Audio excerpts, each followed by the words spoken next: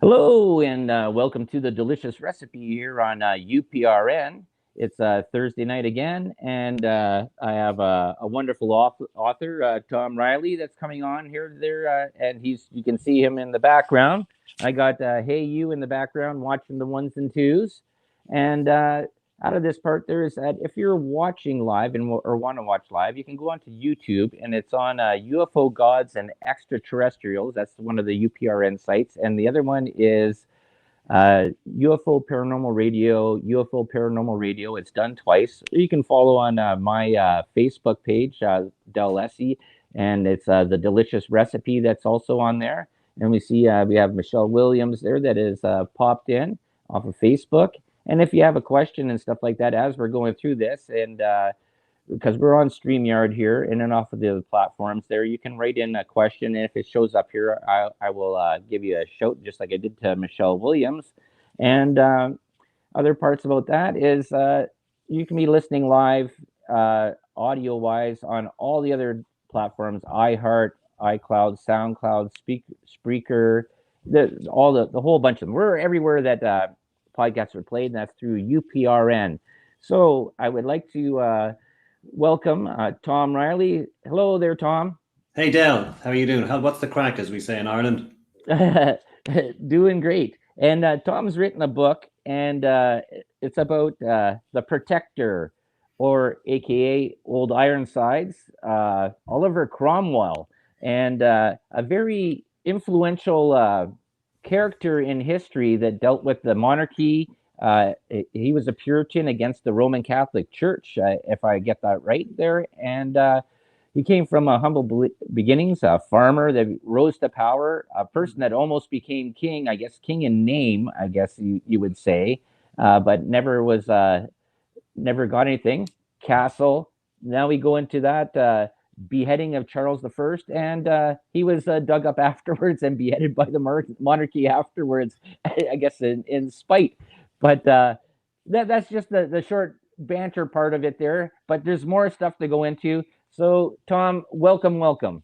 Thank you. Yeah, you've done very well there. You've been obviously doing your homework, Del, because that's lovely, succinct description of who Oliver Cromwell was. You've been obviously doing your homework, Del. Sorry, I got that one on there. Okay, so yeah, let's go with your book, The Protector. Let's just sort of briefly go through that part there first about what that is, and then we can explain who Oliver Cromwell was.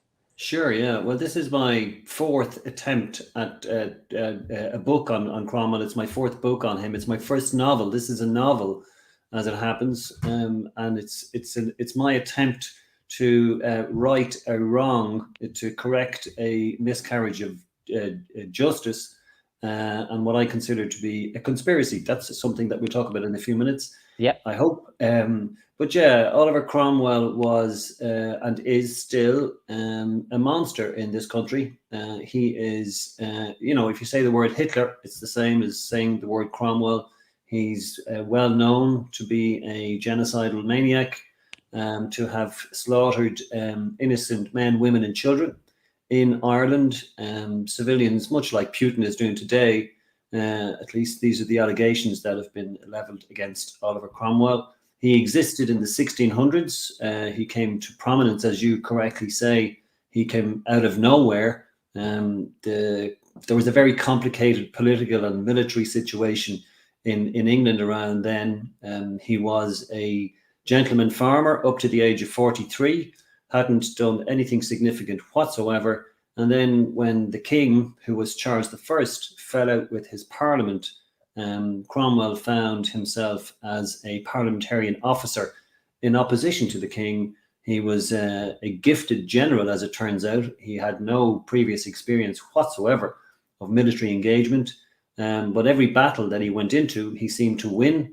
And even if there was a draw, he was taking credit anyway. And he was convinced that God was on his side, as was the king, of course. But God seemed to be inexorably on Cromwell's side.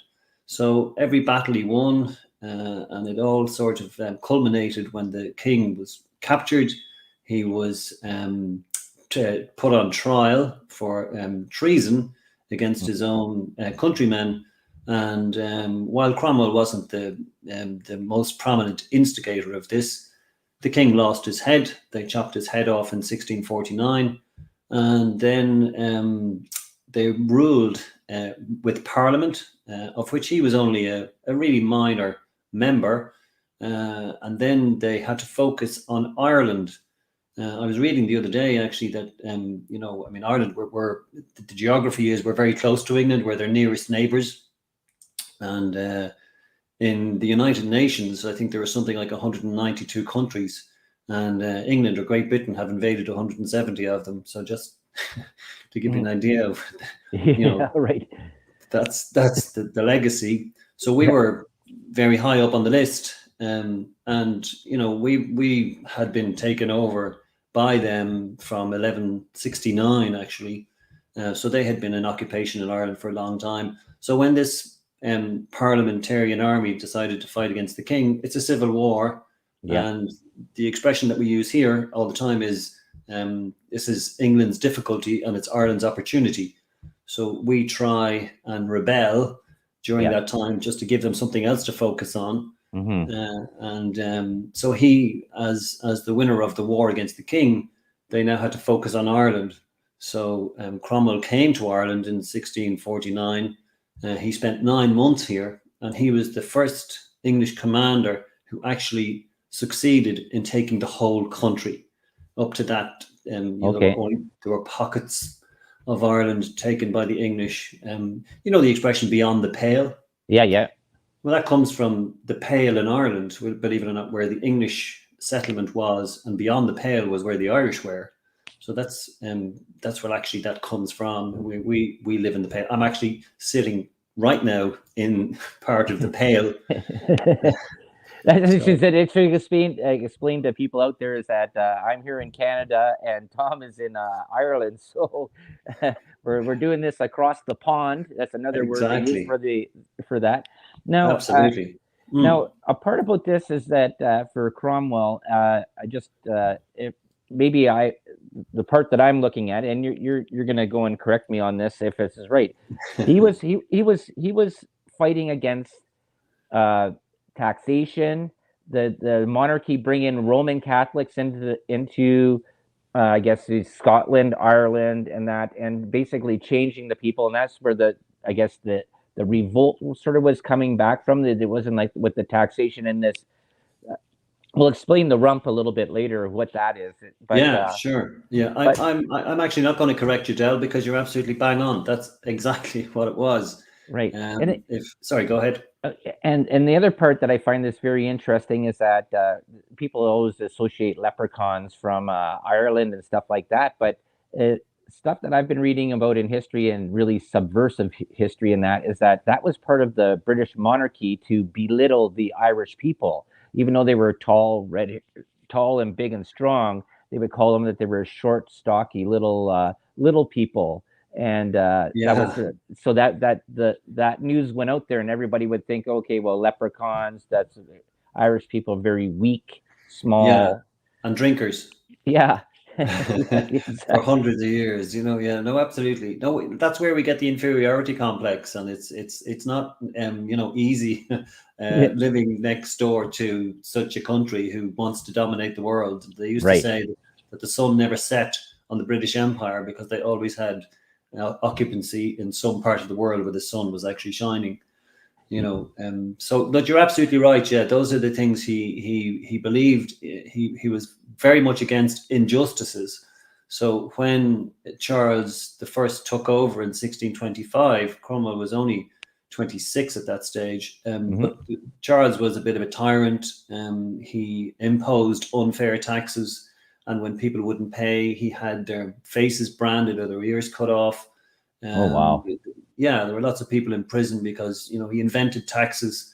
He was at war with different countries, and he wanted to, he was always trying to generate finance.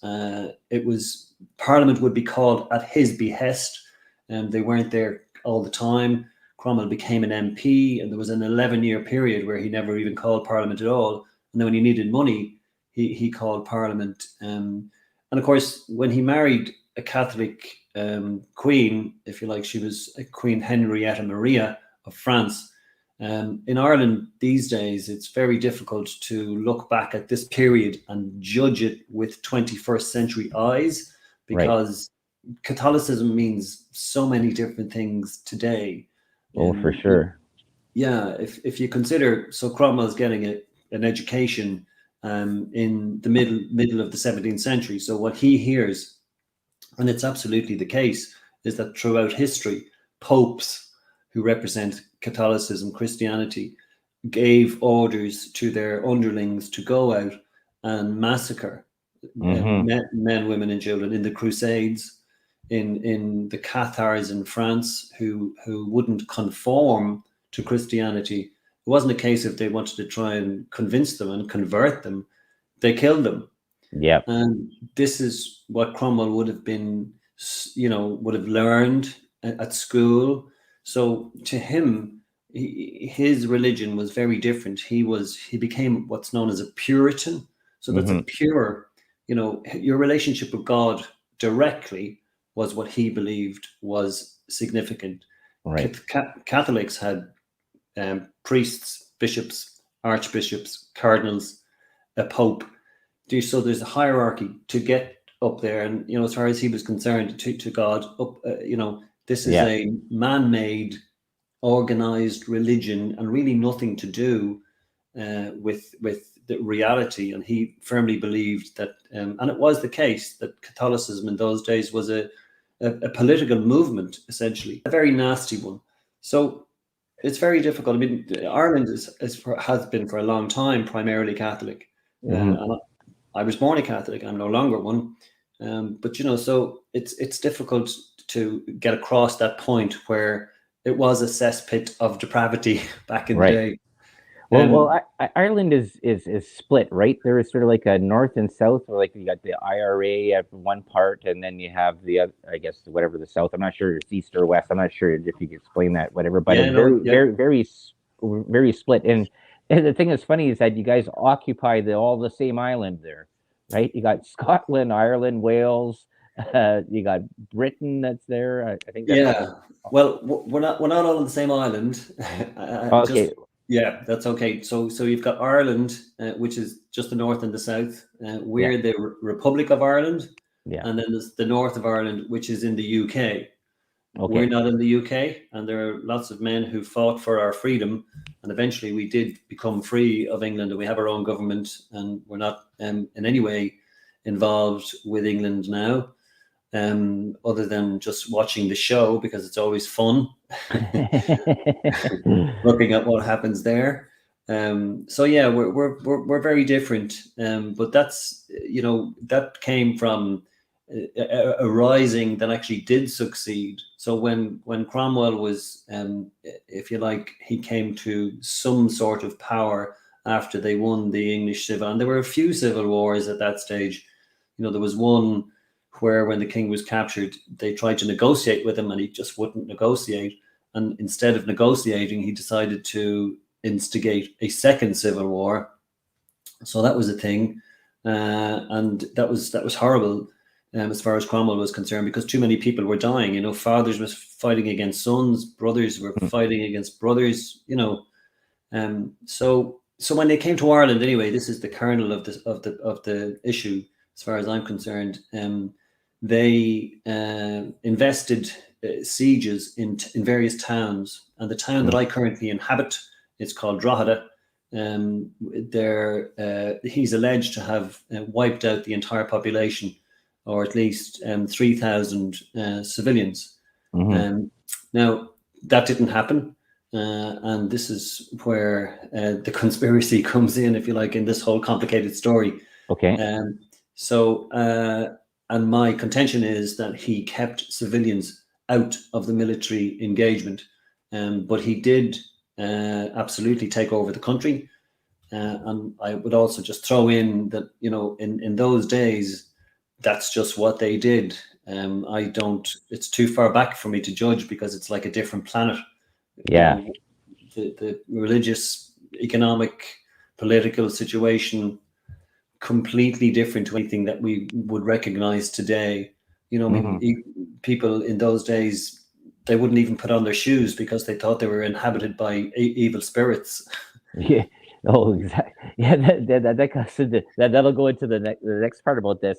But Yeah, the part about this is that this is what maybe if I'm looking at this properly is that, and because I see this in workplaces and stuff like that all the time, is that people that come from the beginning or the lowest point and rise to power, they understand everything. But people that are monarchy or aristocracy and stuff like that that have never ever known the lowest part there, their mindset does not compute, I guess you can use the word, that yeah, they understand anything.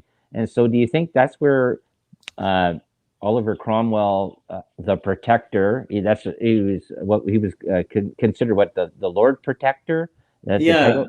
I think that's very insightful what you've just said. Actually, it's very key, and it's not something that I would have necessarily have. Certainly, when you pointed out, I think that's absolutely the case because he was a man's man. His man management in the wars was just that. It was, I'm with you guys. I know I've come from the same place as you have. I understand your problems. I Yeah, know your issues. Whereas the king is, coddled in a bubble where he right, has no idea yeah, what the real person on the street feels, thinks, right. cares about. So yeah, absolutely. So that's a lot of the reason why Cromwell was so successful. He was Hmm. obviously very lucky as well. So just to maybe, I know we're going down different directions, just to finish off in his life. So Yeah. what happens is he subjugates Ireland. He wins the battle here, the first commander ever to do so. Then he goes to Scotland. He takes the Scots as well, because you see, it was a very precarious time. They had never gotten rid of the king before, so this is the first time in the history of England, when they started having monarchs, that the king was suddenly, or a queen. There was no king or queen. There was a parliament in place, and that's effectively a republic. So, but Cromwell didn't necessarily, want, and nor did he ever show any evidence that he wanted to be the top man or the job as head of state. But because people who were more qualified actually died in the war, and he just found himself, because he had such a wonderful relationship with the army was where the power was. Right.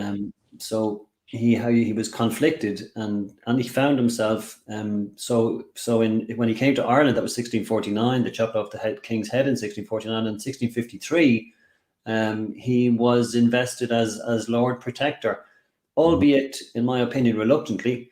He overachieved, but he was kind of stepping in, as he said, on a temporary basis until they could find a permanent solution.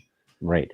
But he ruled with a parliament, Hmm. and his parliaments, he never actually agreed with them. But one of the things that happened, um, and just before that, and because you've mentioned the rump, Yeah. so before he became Lord Protector, the Parliament that he had been fighting for in all these wars, the Civil War, the Irish Wars, the Scottish Wars, they became a law unto themselves then. They figured, okay, we're impervious here. We can do what we like. And of course, power corrupts. You're So right. they got very corrupted. And Cromwell sees this, and Yeah. he's thinking, why did I fight for these guys? This is crazy. They Hmm. shouldn't be doing what they're doing. So one evening, when he had left Parliament, and there was a bill that was on the table to be passed, and effectively it would mean that Parliament would continue, ad infinitum. But Cromwell was very much against this, and they said, no, they won't pass it. They discussed it again the following day, and he hoped that would happen. By the time he got home, he got wind of the fact that they were about to pass this bill. Hmm. So he runs out of the house, no shoes. He's in his socks, and he tears down to the Parliament building. Now, before he did that, he called up some soldiers, and he ran into Parliament, and he lost the head, and he called them all whoremasters and drunkards, and said, "You You are no parliament, So he dismissed them because he called in his soldiers and they couldn't argue.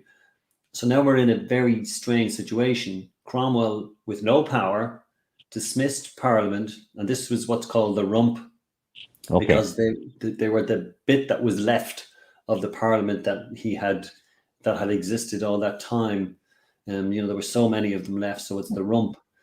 And he found himself, having to decide on the future of the country, because he was, while he wasn't given, official power.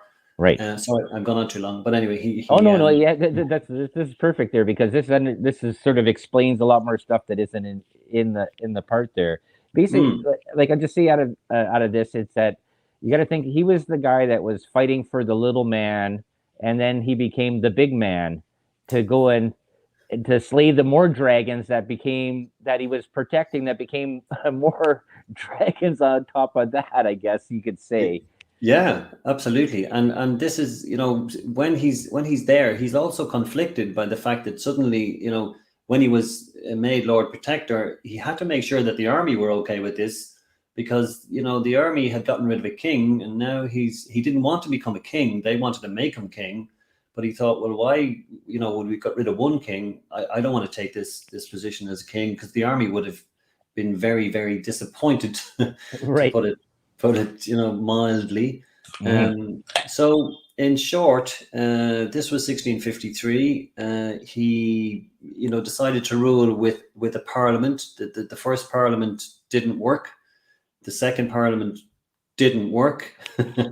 And eventually, he could never agree with them. There was so much bickering. They always took sides. There's factions within factions, and but he still managed to, run the country for 5 years. And in 1658, he died. He died of malaria.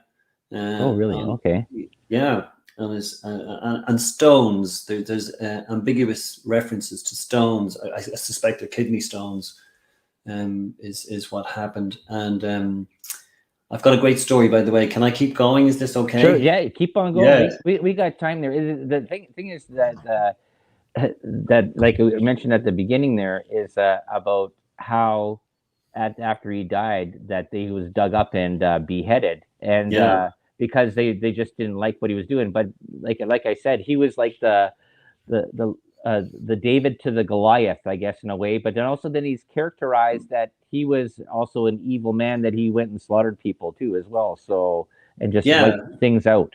Well, that's my point. I suppose the point of the Protector, to be honest, is the fact that he didn't do that at all. I realize it's a novel, but and this is what I hope will percolate into the world, and maybe in 50 or 100 years' time, people will appreciate that he didn't do these things, and that interpretations of him in the future will take away this notion that he killed people, civilians, because he didn't, and there's no evidence, and I've substantiated that. But just before we, so when his life was so interesting, it's completely rags to riches, because he's ended up living in palaces that the king would have lived in. He's the only commoner ever to have ruled England as head of state. Nobody else had done it before. Nobody else did it since. And he came from a farmer to do this. Anyway, when he died, he nominated his son as his successor, but his son was a disaster. His name is Richard Cromwell. He only lasted about 6 or 8 months. They called him Tumble Down Dick in the end, because he tumbled down. Eventually, of course, Parliament was still there. Cromwell was dead. His son was no use. So they decided to engage with the king's son. So this is the king who they had chopped the head off. And they negotiated an arrangement where Charles II would now take the throne, but with reduced powers. And those reduced powers, to some degree, are more or less what the UK is now. The model is the same. So, Parliament run the UK, and the Queen is the head of state. So it all comes from that time. Right. So when the king came back, of course, he wanted revenge on the people who had chopped his father's head off, and they're called regicides, or the Okay. ones who had done that, signed the king's death warrant. So Yeah. they were all chased down all over the world, and actually, in fact, lots of them made it to the New World. Some of them were chased all across America. There's a fantastic book that explains how they came. You know, the king's men are chasing. There should be a movie made about this, chasing these regicides around America. They eventually escape. But anyway, the Cromwell was a primary major regicide because he took the throne, but he's dead. So what did Right. they do? For revenge, they dig up his body.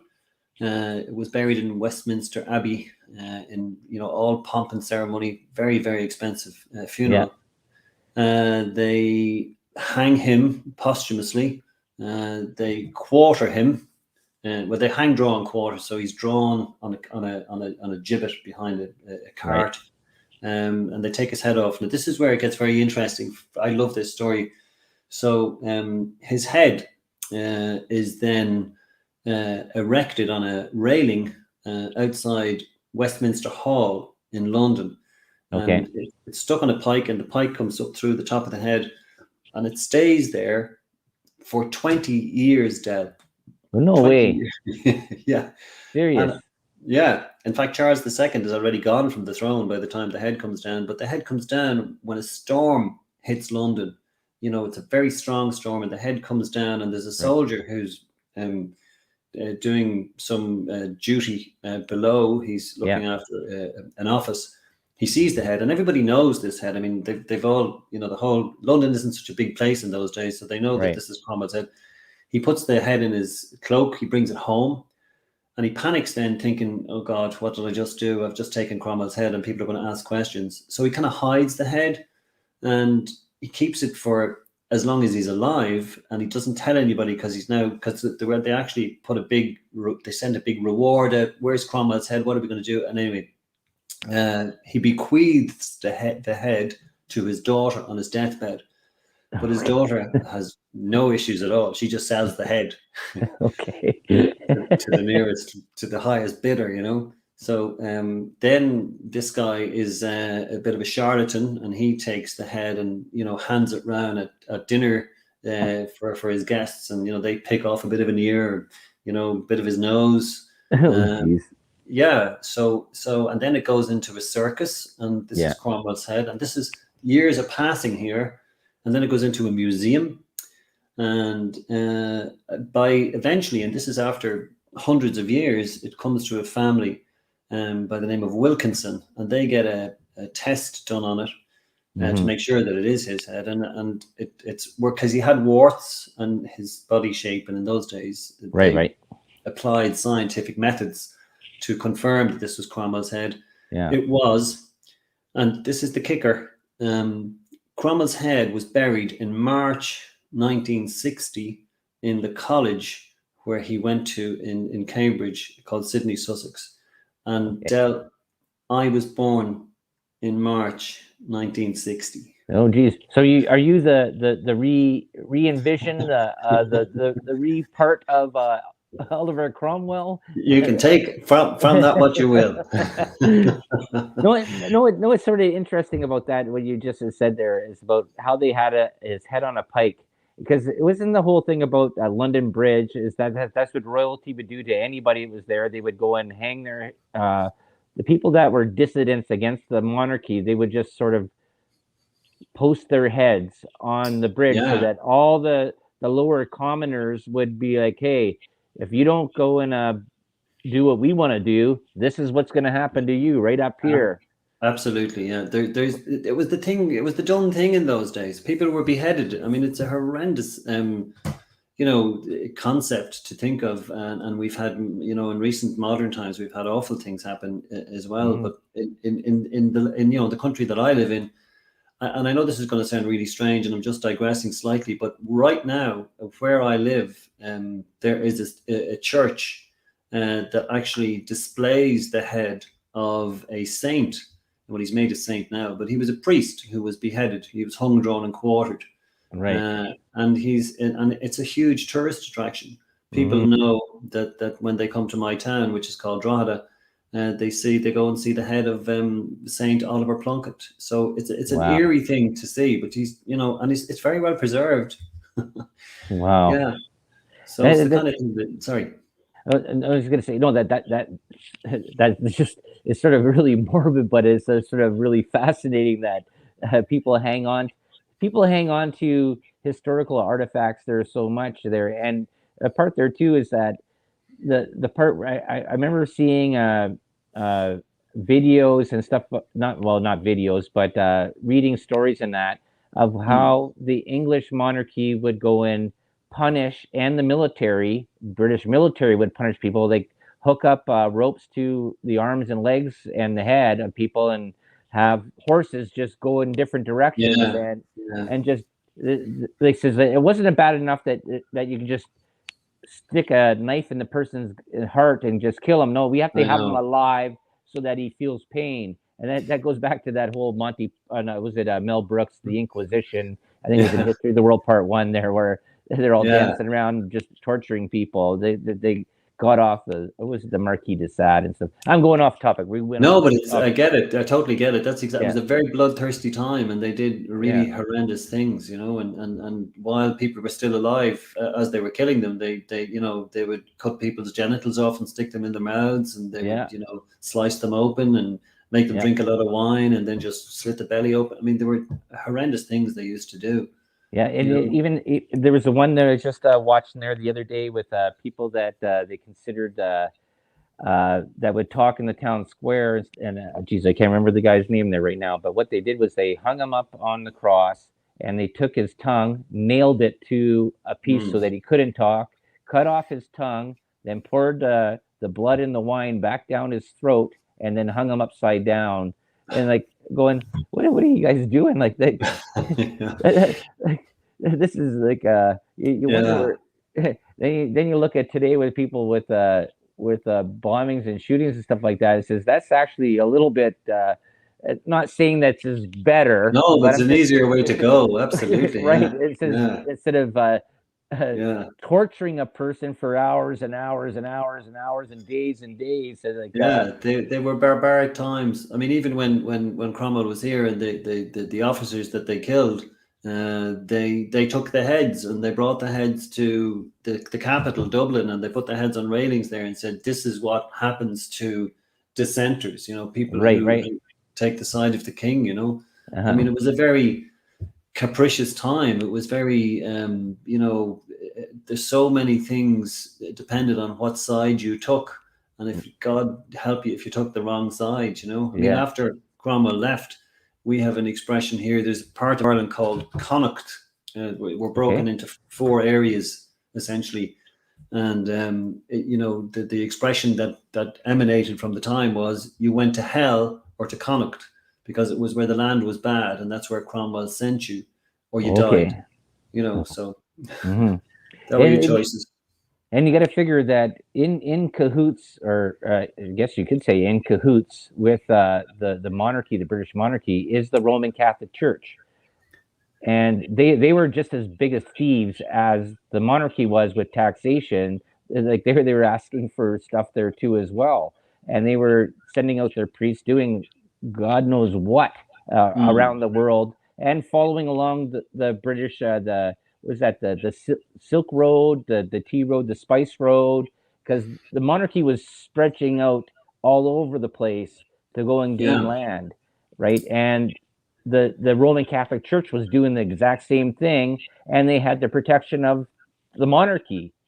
Well, for a while they did, absolutely they did, and that's up until when Henry VIII came onto the throne, and he decided to break all ties with Right, Catholicism in those days, and that's when things get complicated, because now suddenly, and of course, Protestantism, which is the other main religion in this part of the world, right. sort of Okay. only emanated from the 16th century. Mm-hmm. So, and then you've got Christianity, which kind of has covers both. Right. But look, it's all the same God, Oh and yeah, yeah. and in those days, it was such a huge aspect of life. Like I said before, I mean, you know, they simply and absolutely, completely believed that God was driving all their actions, you know, and then that was how Cromwell, you know, firmly believed he was on the right path, because you know God was you know sending him. It didn't seem to be ambitious to me, but with every move he made, it seemed to have the blessing of the you know a higher power. Right. He Whatever. wanted basically he wanted justice for the little man, right? You would say that? Yeah, no, I absolutely would. Yeah, I would say. In fact, that's what he espoused on a regular basis. He would also say, which was, I think, quite laudable. Really, he would say that he wouldn't meddle with any man's conscience. In other words, you know, he didn't really want to pay too much attention to what people believed. If they want to believe something, that's fine. But you know, where we had this is a strange name, but we had what's called the penal laws. Yep. Back in the day, and Mhm. that was basically, you know, mass could not be said in Ireland because of Catholicism and what it represented. And again, it Right. represented what Cromwell believed was a political entity. But he didn't really mind what the ordinary person thought. If the ordinary person wanted to, you know, think about God and have his own mass in his head, or whatever way it would work. You Right, know, right. once it wasn't public, you know, he didn't really, and he had a significant policy of toleration towards religious sects in general. You know, he Mhm. readmitted the Jews back into England, and they had been banned from, I think, something like 1293 or something. Now that was also for commercial reasons, because they were very clever businessmen. Mhm. But you know, he also believed that the second coming would happen if he readmitted the Jews. Mhm. So his policy of religious toleration, it's hard to argue with him. But I have to tell you, there are you know, the Irish diaspora around Right. the world. There's about 80 million people. That's 80 million people Right. who claim Irish heritage or Irish ancestry. And if they're familiar with the name Cromwell, trust me, they don't say the things I say. Well, okay, this goes into a part there, because this is the delicious recipe where you throw a lot of things in the pot and we see how it goes at the end and see how it tastes. The thing is, though, is that from Ireland, though, too, that whole area, leprechauns, fairies, and stuff like that. What was the whole thought about that? Because that is a very big part of where the lore comes from. And then you have the church coming in and says, no, it's Jesus and God. And they're going about, no, this is old world stuff, old magic, and that. How does that sort of fit into his sort of narrative? Did he dismiss all that stuff? Well, to a degree, there's a fantastic story that comes from that time, and I'm always a great believer in the you know, the older the reference, the more likely it is to have some semblance of truth or fact. Hmm. One of the last battles of the Civil War, where the Battle of Worcester, which was in 1651. Cromwell is documented as going into, they were on the battlefield, and he met an old man in the adjacent woods, and he went in with his Colonel Lindsay was the guy's name, and he wrote down what happened. And the old man said to Cromwell, look, I've got powers here, I see things, and if you want to win this battle, you've got to give me, I'm only going to give you 7 more years of life. So Oh, Cromwell's, yeah, so he's, you know, he's young enough at that stage, he's 52. right. And Cromwell says, no, I want 21, because that was a fair age to live to in those days. And your man said, no, you're going to get 7. And Cromwell pleaded for 14. And the guy was absolutely adamant. He said, you're going to get 7 years, and that's it. So Cromwell, because he wanted the battle, he wanted to win, he said, Yeah. turned around, he said, okay, Lindsay, the battle is now ours. I'll agree to 7. So 7 years later, when they won the battle, and he became, so he died in 1658. There's this big, huge storm a couple of nights before he dies. Massive. It's the biggest storm that has ever hit England. You know, roofs were lifted off houses, trees were blown down like saplings, the rivers were flooded, and it was horrendous. So people suggested that was the devil coming for Cromwell's soul. So, when he died a couple of days later, there was never the same kind of storm. So there are lots of, stories associated with him, and that's a significant one, I think. Yeah. I'm not like, there's nothing really documented. His main, he did have visions when he was younger. He had visions that looked into the future. One of them alleges that he saw himself as the most powerful man in the country. But there's his ghost is certainly around if you want to go down that road. Yeah, well, we got some time here. This is the part. It says, you know what? And I'm going to say that we only got like about 10, 12 minutes left there, and Sure. we're gonna do a part 2 on this, because this goes into the more paranormal stuff that goes into the very interesting stuff, because Ireland is filled with paranormal activity or stories and lore. And the part is that originally it says, I thought that you were living in the castle of Cromwell, and you had the ghost there, and which is fine to be, but this is let's with the time we have left here, because we'll save that other part for the next time. But let's go into the part about your book, because I really want people to buy your book and read the stories there, because I just started reading it there. It was sent to me by Gavin there. So and let's go into the book and tell people out there what your book is about. Sure, Del. Firstly, I want to say thank you for the opportunity. The second thing I want to say is I do inhabit a castle for most of the week, and it is haunted.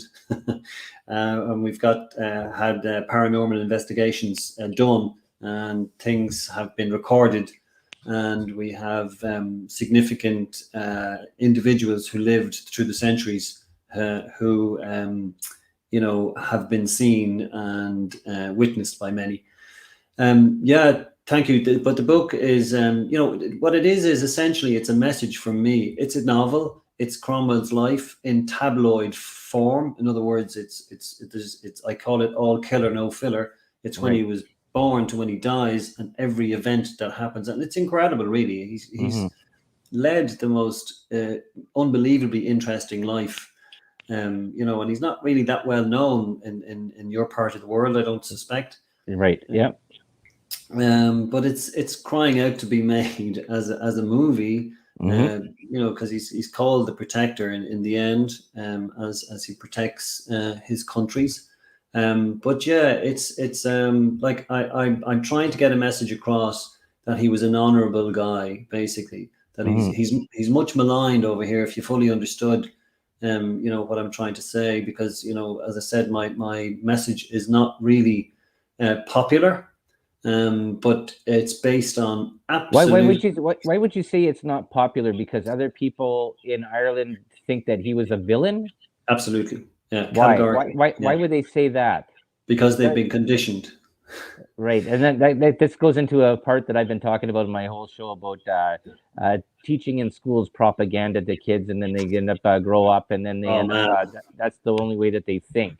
Right? Man, that's exactly what you've just put your finger on. That's exactly. I picked up a book, about 2 weeks ago, and it's a school book that's on the school curriculum currently, and it's been taught to 12 to 15-year-olds, and it says that Cromwell came to my town, Drogheda, and killed 3,500 civilians, and he went to another town called Wexford, and he killed 4,000 civilians. Now, there's not a shred of evidence that would substantiate any of that, and no historian worth their salt would justify it or stand over it. Yeah. But that's what children today are being taught. So, and I just want to make a very significant point. You mentioned earlier on about the north of Ireland and the south of Ireland. Yeah. Like we have had atrocities in the north, and the IRA have been responsible for lots of those atrocities in the same way that loyalists have been. But Cromwell has been used as justification for atrocities because it's believed that he kills civilians here. And what that does is it fosters anti-English sentiment. And, it's 2022, we shouldn't be teaching children propaganda that originates from the 17th century. And you're absolutely right, Del. That's what fires me up, Yeah, well, that comes in the whole part there. That's why when you look at how the kids of today are sort of growing up there, and they're being told, and this is what I guess the fight that's going on in North America there too, about education, and everybody's a winner. Everybody gets a trophy. Nobody gets first place, and this is a really strange time, because then that just teaches people that I just have to show up to get something. I Yeah, don't have to excel, it's very right? good.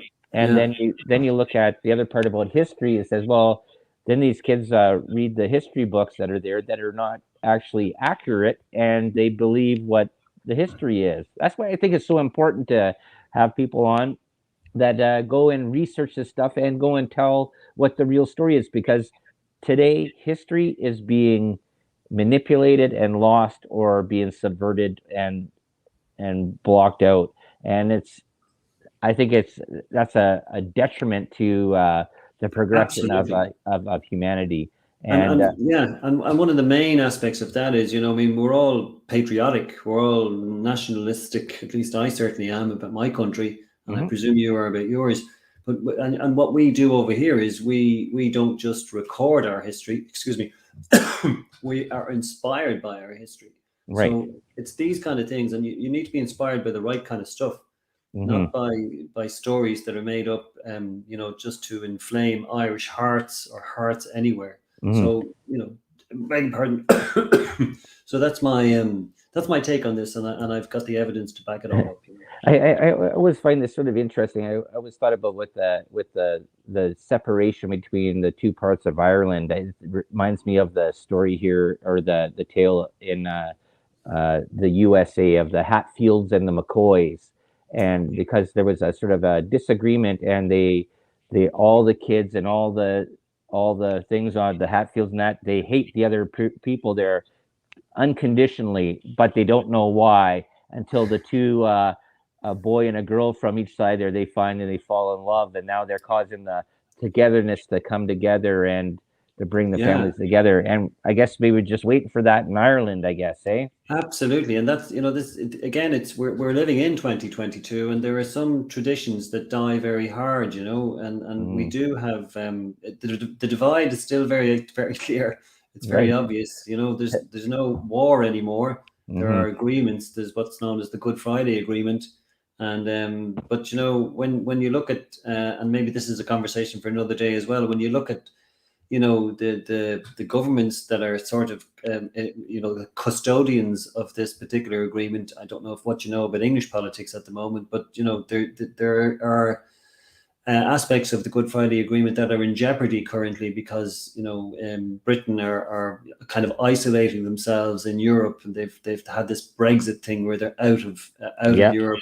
Yeah. So and there's the Northern Ireland Protocol that protects businesses in the north, and that's under threat now. So all these things are very real, and divides. This is a time for reconciliation and peace and building bridges. Mhm. In my opinion, it's not a time for acrimony and difficulty. But I'm only a small pawn in a very big wheel. Yes. Well, we got a few minutes left there. Mm, I want to thank you, Tom, for being on, and I will have you back on again, because we have to go into the paranormal stuff there a little bit more, absolutely. and Yeah. and My then also, fault. My fault that we didn't do that. I'm oh, sorry. that's not your fault. No, I go off on different tangents. That's what's fun about this. We just have a good time, free flow. So Absolutely. tell people where they can find your book, or your Sure. books, because you have several. This is your fourth book, and Yeah. where they can check you out and follow any of your stuff. Yeah, sure. Okay. Well, the book that's currently out is called The Protector: The Fall and Rise of Oliver Cromwell. So it's not the rise and fall, it's the fall and rise. And that's interesting alone. You need to buy the book to understand what I'm talking about there. Right, And right. you get that book on johnhuntpublishing.com. It's published under an imprint of Top Hat publications. Other books are called Cromwell Was Framed, Hmm. and another one was called Cromwell, An Honourable Enemy. So yeah, so all of those. I'm on Facebook. I don't have a website yet because I haven't really just. I'm too busy dealing with all the ghosts in the castle currently to See that'll be our next show. We'll talk yeah, about the ghosts in the castle. That's where we yeah. this is where how I originally was going to go, but this Oliver Cromwell stuff was so interesting. Fascinating. Yeah. And it's a part of history, and I think a lot of people don't understand and or don't care or don't or didn't know, right? Well, interestingly, I know we're just keep an eye on me and stop me if I'm talking too much. But he was actually going to leave. The thing things got so bad in England, he was going to leave and go to America. That's one of the things that he was going to do, and he was practically packed up. There's a movie that's made, and it's called Cromwell. And at the beginning, he's explaining why he wants to leave and go to America. Right. Okay. Well, this is our time is up for today. I want to thank you very much there, Tom, for being on here. Check out his book. Like I said, the newest book there, The Protector, the Fall and Rise of Oliver Cromwell.